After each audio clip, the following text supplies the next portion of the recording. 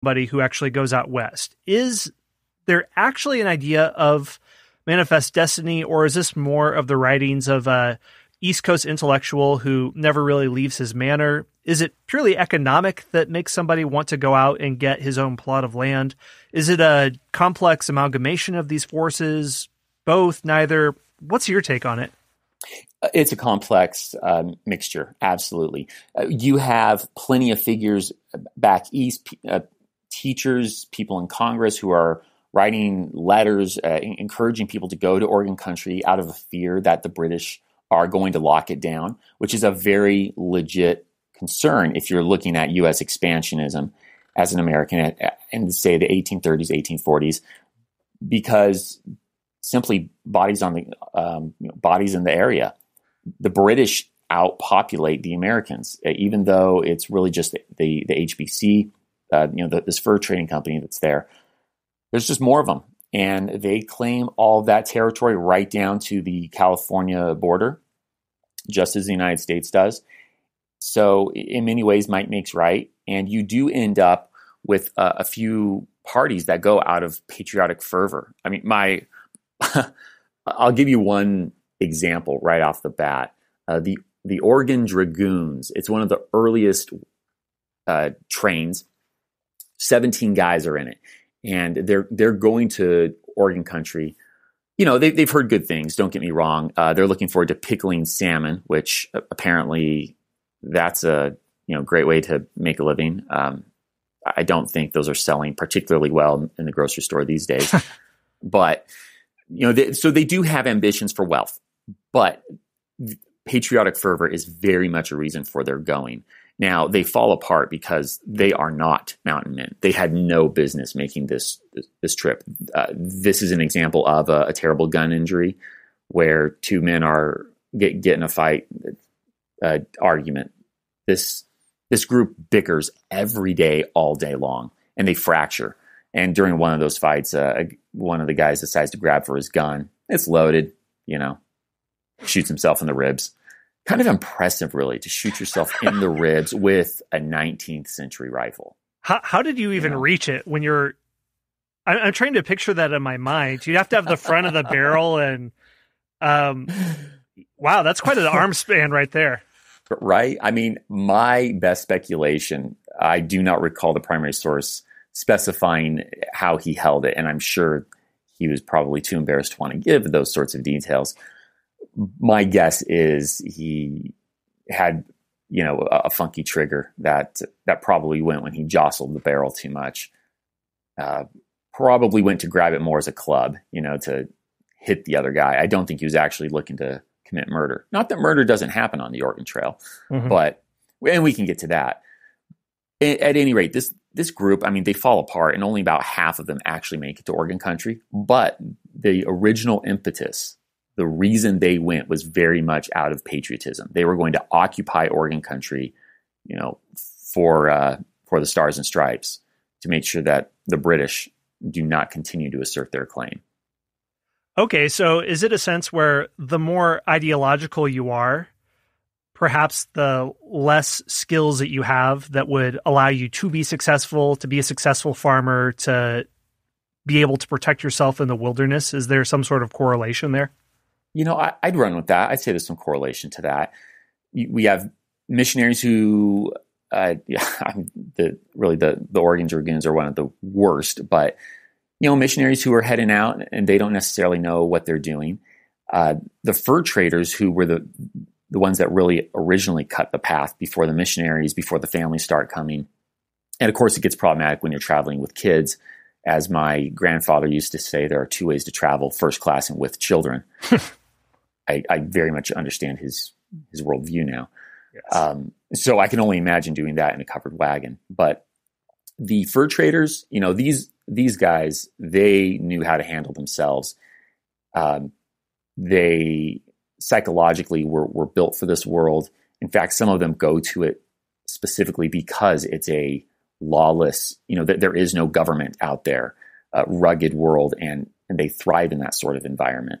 So as we have families starting to cross the Oregon Trail, now we're bringing in a different breed of of human being. And they may or may not have the skill set. In fact, as I'm even talking, another memory comes to me about the Oregon Dragoons. They thought that they were playing the Oregon Trail the way you and I did in middle school. And they did not pack enough food. They just thought they were going to hunt game. Well, guess what happens when it rains and you have black powder? Yes, you're out of luck. No firearms. Yeah, and it just pours and pours and pours for weeks while they're traveling, and they end up in a starved condition. So, yes, this sort of thing, not to belabor the point, is definitely an issue with the more ideological people that are heading on the trail. Hey everyone, Scott here. We're going to take a very short break for a word from our sponsors.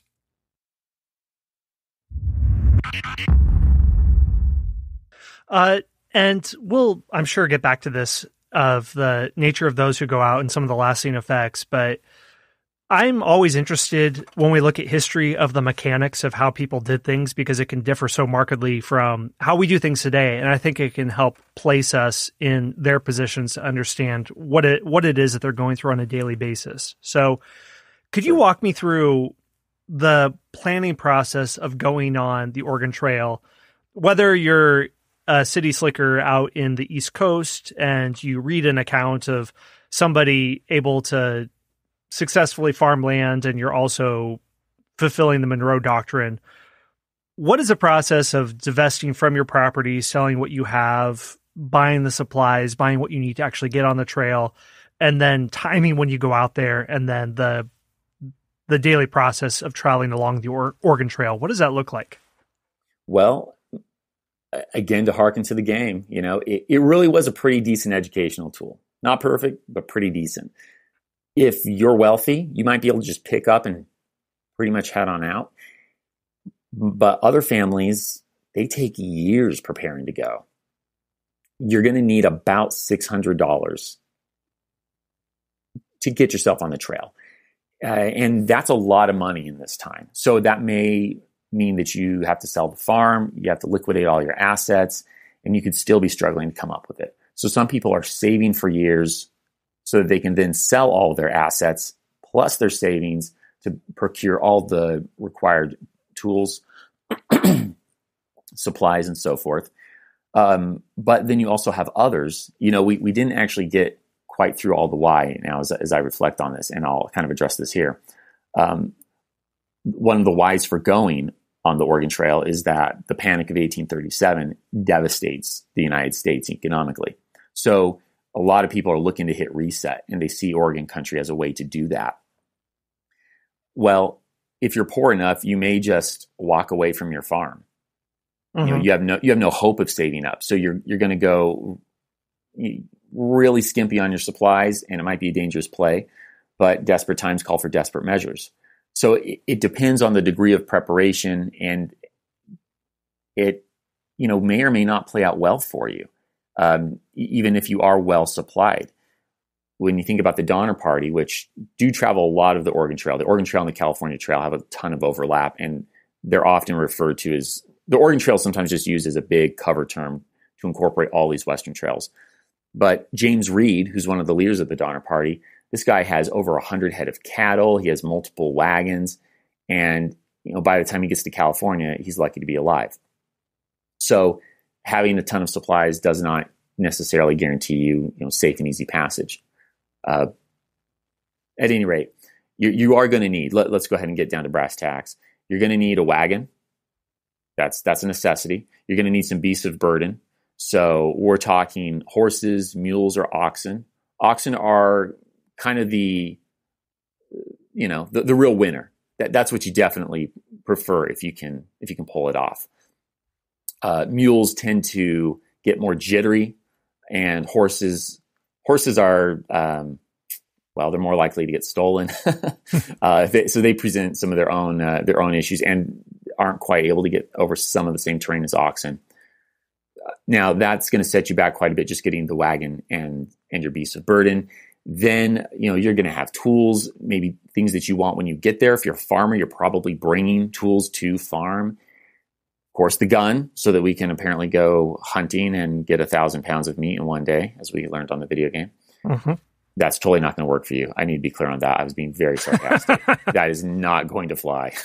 But yeah, sure. You're going to hunt. You're also going to protect yourself. Whether that's from people in your own party, other pioneers, or from Indians. And then you're going to need to bring a lot of provisions. So to pull from the Immigrant's Guide to Oregon and California, which was written in the 1840s by a guy named Lansford Hastings, who we definitely need to talk more about. Oh, yes.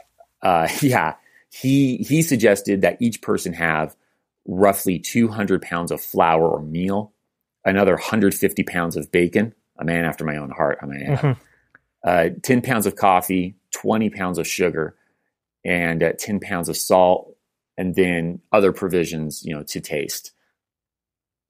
So, you're looking at well over 200 pounds of food per person.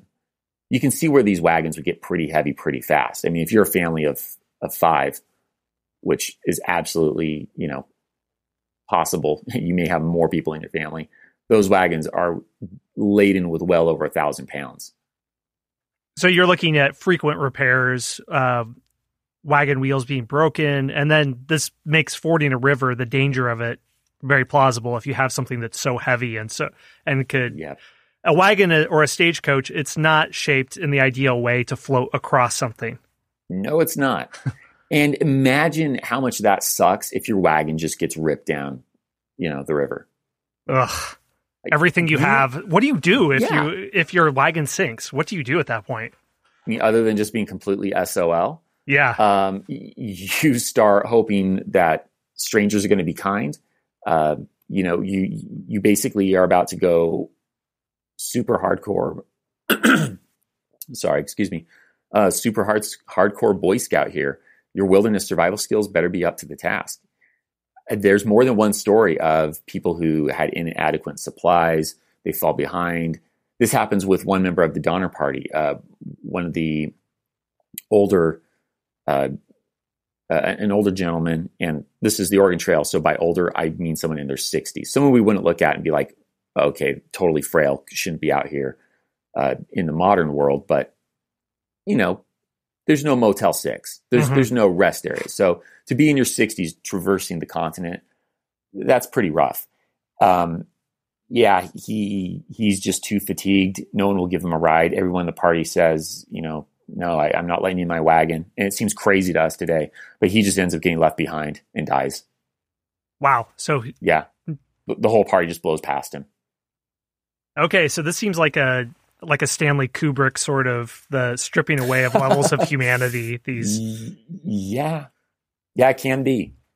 In many ways, it remains challenging right on up to the end of this era, but it definitely gets easier. There are forts all along the way. So, you start the jumping off point. That's the term for it. Your starting point.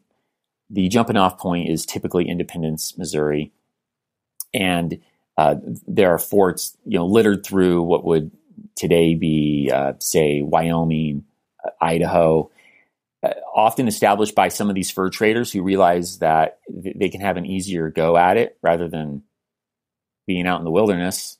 They can just set up a fort and sell really overpriced supplies to hapless, city slickers who thought that they could make the Oregon Trail. So you are going to bring cash with you on the trail, as odd as that sounds. After we just established how, rugged it can be, there's going to be places for you to blow your money. And some of these different forts also have different reputations. Some of them are known to be more like a grocery store. You can get actual supplies there, and others are just going to get you smashed. It's just good to know that humanity can always figure that out. Like it's the direst of situations. Here's a place that just sells whiskey, more or less.